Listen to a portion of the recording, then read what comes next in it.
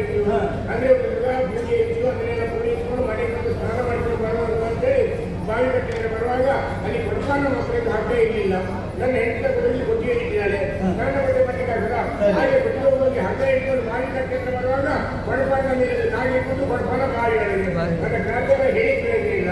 ಅಂತೂ ಇಂದು ಹೆಂಡತಿಯನ್ನು ಕರೆದು ಹಗ್ಗದ ಬಗ್ಗೆ ಅವಳ ಕೈ ಕೊಟ್ಟು ಮತ್ತೊಂದು ಬಗ್ಗೆ ನಾಗಿಟ್ಕೊಂಡು ಬಾವಿಗಳು ಕೊಡಪಾನಕ್ಕೆ ಬಗ್ಗೆ ಅರ್ಥ ಮೇಲೆ ಬರುವಾಗ ದಾರಿಯಲ್ಲಿ ಹೋಗೋರು ಯಾವ ಹೆಂಗರು ಅಮ್ಮ ನಮಸ್ಕಾರ ಅಂದ್ರೆ ಹಗ್ಗ ಬಿಟ್ಟು ನಮಸ್ಕಾರ ಅಂದ್ರು. ನಾನು ಇಟ್ಟು ಮೇಲೆ ಹೋಗಿ ಅಟ್ಟೆ ಕೇಳಿಕೊಂಡೆ.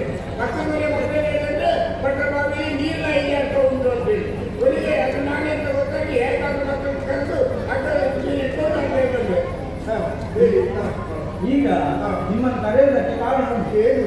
ನಿಮ್ಮ ಮುಖದಲ್ಲಿ ಒಂದು ಮದುವೆ ಆಗಿದೆ. ನನ್ನ ಮುಖದಲ್ಲಿ ಮದುವೆ ಆಗುವ ಚಪ್ಪಡೆಯಲ್ಲಿ ನನ್ನ ಮಂಡೆಗೆ ಆಗುವುದ, ಮದುವೆಗೆ ಅಡುಗೆ ನೋಡಿದ್ರೆ ನನ್ನ ಬಾಯಿಗೆ ಅಂಡೆ ಇರುದ, ಮೂಗಿನ ಒಟ್ಟಿಗೆ ಗಟ್ಟಿ ಆಗುದ, ಊಟ ಮಾಡಿದವರು ಎಂದಿನೇ ನನ್ನ ಕಿವಿ ಒಟ್ಟಿಗೆ ಆಗುದ, ಎಲ್ಲ ವ್ಯವಸ್ಥೆ ಮಾಡುವುದು ಕೈ ತೊಳೆಯುವ ವ್ಯವಸ್ಥೆ ಮಾಡುವಲ್ಲಿ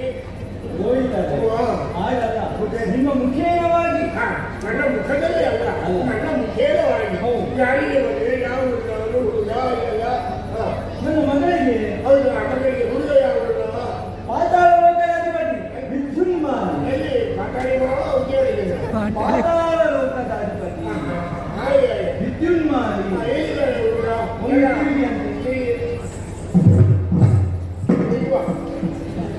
ನಾಲ್ಕು ಸಲ ಬರುವಾಗ ನಾನು ಸ್ವಯಂ ಸೇವಾ ಕಾಡ್ತೇನೆ. ಈಗ ಅವರಿಗೆ ನಾಲ್ಕು ಸಲ ತಿನ್ನುವಾಗ ಇವನ ನಿಮಗೆ ಅವರಾಗಿ ಅವ್ರು ಕುತ್ತಲು ಚಂದ್ರೆ ನಾಲ್ಕು ಸಲ ಸ್ವಯಂ ಸೇವಕಂತ ಹಣ್ಣಿಗೆ ಕೈಯ ತಿನ್ನುವಾಗ ಅರ್ಧ ಸುತ್ತಿ ಎಡಕ್ಕ ಬಲಕ್ಕ ಎಲ್ಲಿ ಅಲ್ಲ ಹಿಂದಕ್ಕೆ ತಿಂದಿದೆ. ಗಂಡು ಗಂಡೆ ಕಣ್ಣು ತುಂಡೆ ಎರಡು ಮಾತಿಲ್ಲ, ಪಂಚಾಂಗ ಗಟ್ಟಿಯೇ.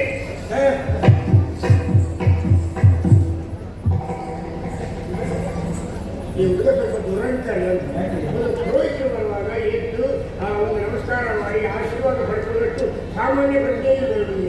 ಇಲ್ಲಿ ನಾವು ಹುಡುಗಿ ಕೊಟ್ಟರೆ ಹೇಗೆ ಗಟ್ಟಿಯೇನು? ಏನು ಮಾಡೋಣ? ಏನು ಮಾಡಬೇಡಿ. ಈಗಿನ ಯುವಕರಲ್ಲ, ಅವರೊಂದಿಗೆ ನಾವು ಹೊಂದಾಣಿಕೆ ಮಾಡಿಕೊಳ್ಳಿ. ಯುವಕರ ಈಗಿನ ಯುವಕರು ಭಯಂಕರ ಕಾರಣ ಆಗ್ತಾರಲ್ಲ, ಅದಕ್ಕೆ ಹುಟ್ಟು ಮಕ್ಕಳೇ ಆದರೆ ಬಹಳ ಕಷ್ಟ ಅಂತ ಈಗಿನ ಯುವಕರು. ಈ ಹುಡುಗಿಗೆ ನಾಗದೋಷ ಉಂಟು. ನಾಗದೋಷ ನಿಮ್ಮ ಕುಟುಂಬಕ್ಕೆ ತುಂಬಾನೇ ಇವತ್ತೆಲ್ಲ ಹೇಳಬೇಡಿ. ಒಳ್ಳೆ ಕ್ಷೇತ್ರ ಇದು. ಆಗಲ್ಲ ಬೇರೆ ಅವರಿಗೆ ಗೊತ್ತಾಗುದು ಬೇಡ ಅಂತ ಸೂಕ್ಷ್ಮವಾಗಿ ಕರ್ತದ್ದು. ಸೂಚ್ಯವಾಗಿ ಕರ್ತದ್ದು ಹುಚ್ಚು ಹುಚ್ಚು ಅಂತ ಕಂಡದ್ದಲ್ಲ. ಬನ್ನಿ ಅಂತ ಬನ್ನಿ ಅಂತ ಇಷ್ಟು ಬಾ ಅಂತ